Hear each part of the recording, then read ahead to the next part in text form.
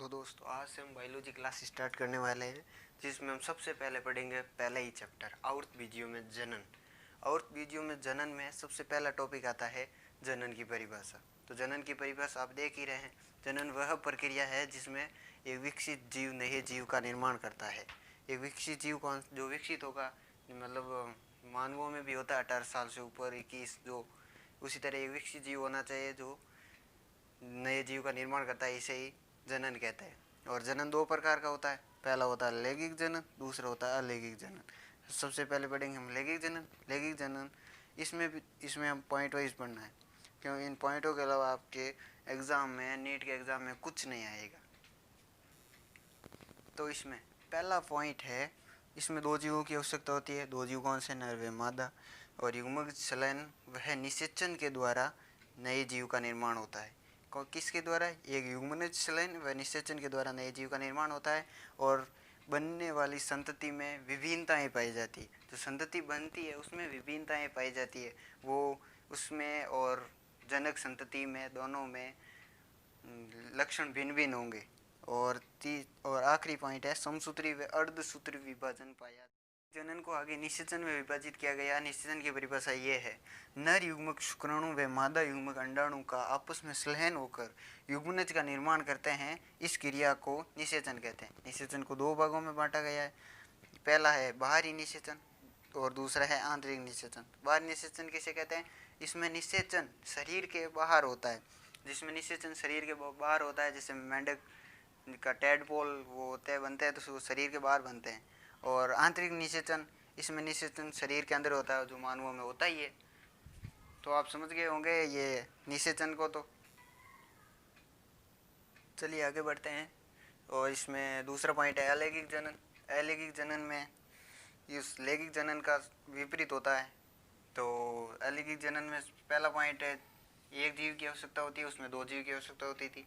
इसमें युग्मक संलयन में निषेचन की क्रिया नहीं होती है। मेरे जगह कम होने की वजह से मैंने खास पॉइंट लिखे, आप पूरा लिख लेना, मैं बोल रहा हूँ।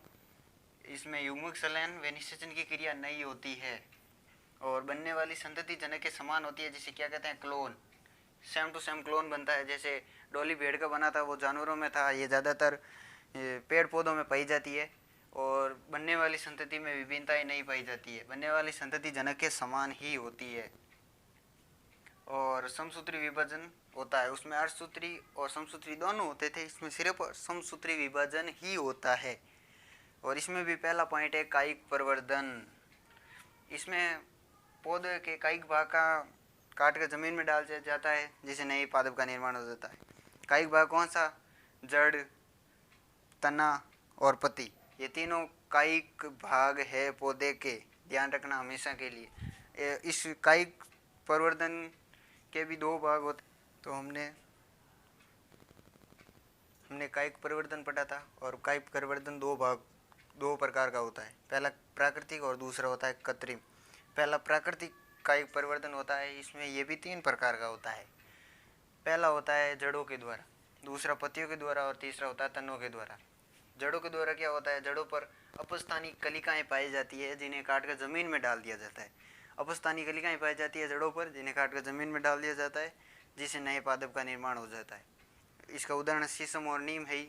और दूसरा है पत्तियों पे। तो पत्तियों में मार्शल कलिकाएं पाई जाती हैं। जड़ों और तनों में दोनों में अपस्थानी कलिकाएं पाई जाती हैं और पत्तियों में मार्शल कलिकाएं पाई जाती हैं, जिन्हें काट कर जमीन में डाल दिया जाता है, जिससे नए पादप का निर्माण हो जाता है। पत्तियों का उदाहरण ब्रायोफिल्म लिख लेना, पत्रचट्टा और बिगोनिया का पर्णवरंत, भूल गया था लिखना और जगह भी कम थी इसीलिए। और तीसरा है तनों के द्वारा। तो मैं ऐसे ही आपको समझा देता हूँ, लिखने की आवश्यकता नहीं है। इसमें जड़ों काट कर तनों करना है, तनों पर अपस्थानी कलिकाएं पाई जाती है, जिन्हें काट कर जमीन में डाल दिया जाता है, जिससे नए पादप का निर्माण होता है। और इसमें उदाहरण हो जाएगा आलू, प्याज, लहसुन, अरबी, केला, हल्दी, केला। हमेशा ध्यान रखना, आलू तने के द्वारा उगाया जाता है, ये अपस्थानी कलिकाओं के द्वारा होता है। प्राकृतिक कायिक परिवर्तन के बाद हम पढ़ेंगे कृत्रिम कायिक परिवर्तन। और कृत्रिम कायिक परिवर्तन इन मनुष्यों के द्वारा होता है और वाणिज्य उत्पादन के लिए किया जाता है, ये आपको ध्यान रखना ही है, लिखने की आवश्यकता नहीं है। और ये है, इसमें भी पहला पॉइंट है कृतन। और कर्तन का भी पहला पॉइंट है स्तंभ कर्तन। स्तंभ कर्तन क्या होता है, इसमें तने के छोटे छोटे टुकड़ों को काट कर जमीन में डाल दिया जाता है जिससे नए पादप का निर्माण हो जाता है। और इसका उदाहरण है गन्ना, अंगूर और गुलाब हो सकता है। और अदर एक दो देख लेना, ज़्यादातर आपको दो ही पॉइंट याद रखने हैं, दो उदाहरण याद रखने हैं, मैक्सिमम दो ही पूछे जाते हैं सभी जगह। दूसरा है मूल कर्तन। मूल कर्तन में जड़ के छोटे छोटे टुकड़ों को काटे ज़मीन में डाल दिया जाता है जिससे नए पादप का निर्माण हो जाता है।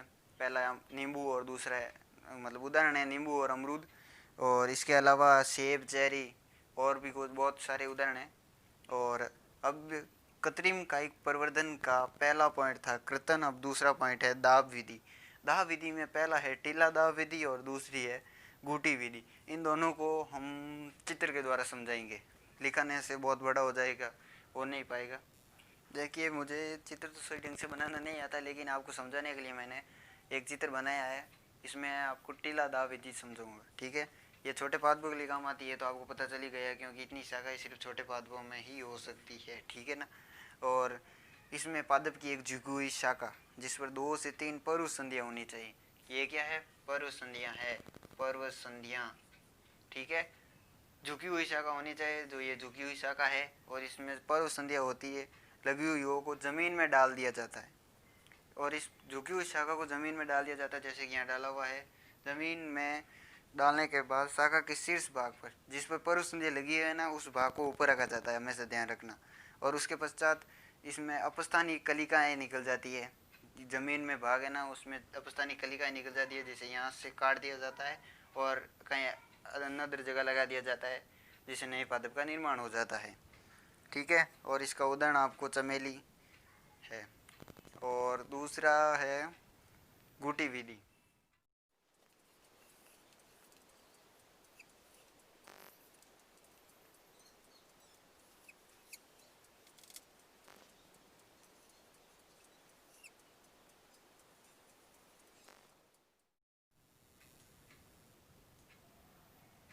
दूसरी विधि है गूटी विधि। तो गूटी विधि में ये वृक्षों में उपयोग में आती है। सर्वप्रथम आप ये समझ गए होंगे, सबसे पहले ये वृक्षों में उपयोग में आती है और इसमें वृक्ष की छाल को हटा दिया जाता है। यहाँ से ये छाल हटी हुई है और ऊपर एक मटका बांध दिया जाता है और इसमें छोटा सा छेद करके यहाँ नीचे या तो रुई या वो क्या कहते हैं गिल्ली मिट्टी लगा दी जाती है और उसके ऊपर धागे से लपेट दिया जाता है, जिससे ये धीरे धीरे भीगता रहे। इसे ही गुटी लगाना कहते हैं। क्या होता है, यहाँ से ये बांध दिया जाता है और ये होता है ना, इसे ही गुटी लगाना कहते हैं। 4 से 8 सप्ताह बाद जब ये भीग भीग कर इसमें अपस्थानी कलिकाएँ आ जाती है, तो यहाँ से इसको काट के दूसरी जगह लगा दिया जाता है, जिससे नए पादप का निर्माण हो जाता है। इसे ही गुटी विधि कहते हैं। लिखा था तो बहुत बड़ा हो जाता था, इसलिए मैंने इसीलिए चित्र बना के आपको समझा दिया।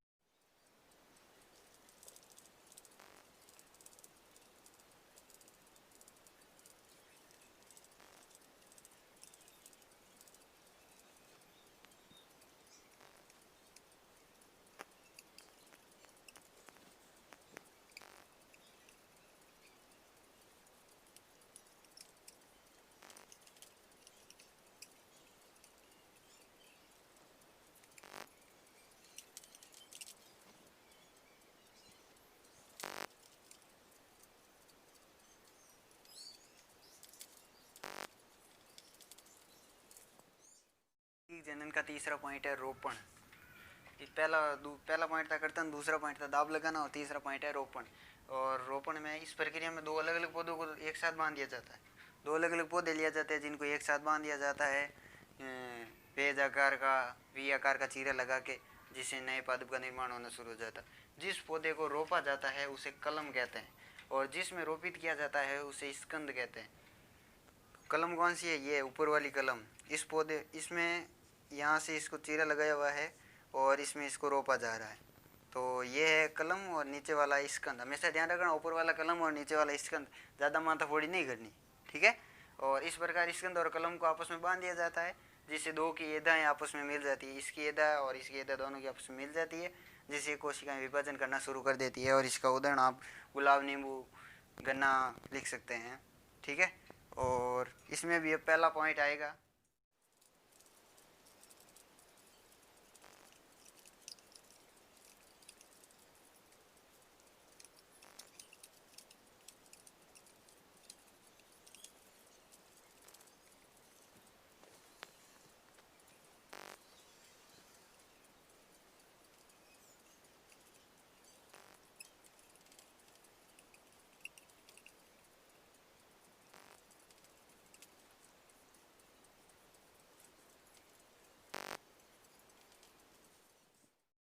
पहला पॉइंट है जीवा या विहिप विधि। इसमें स्कंद और कलम दोनों में वी आकार का चीरा लगाया जाता है और लगाकर आपस में बांध दिया जाता है, जिससे नए पादप का निर्माण हो जाता है।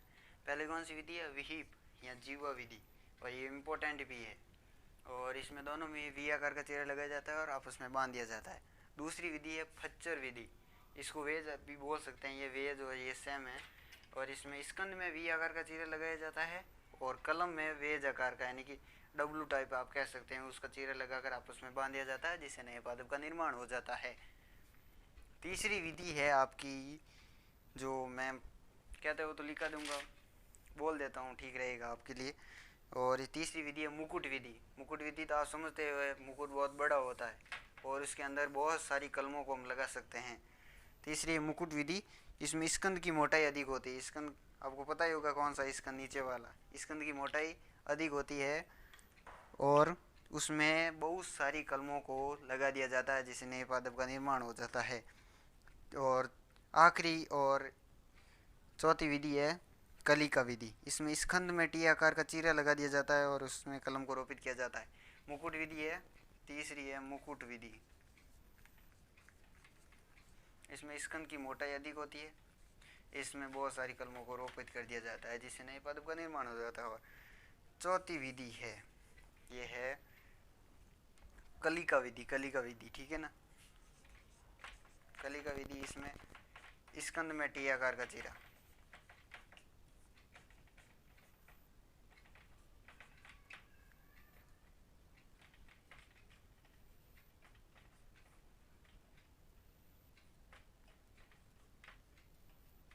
चीरा लगा दिया जाता है और उसमें कलम को रोपित कर दिया जाता है, जिससे नए पादप का निर्माण हो जाता है।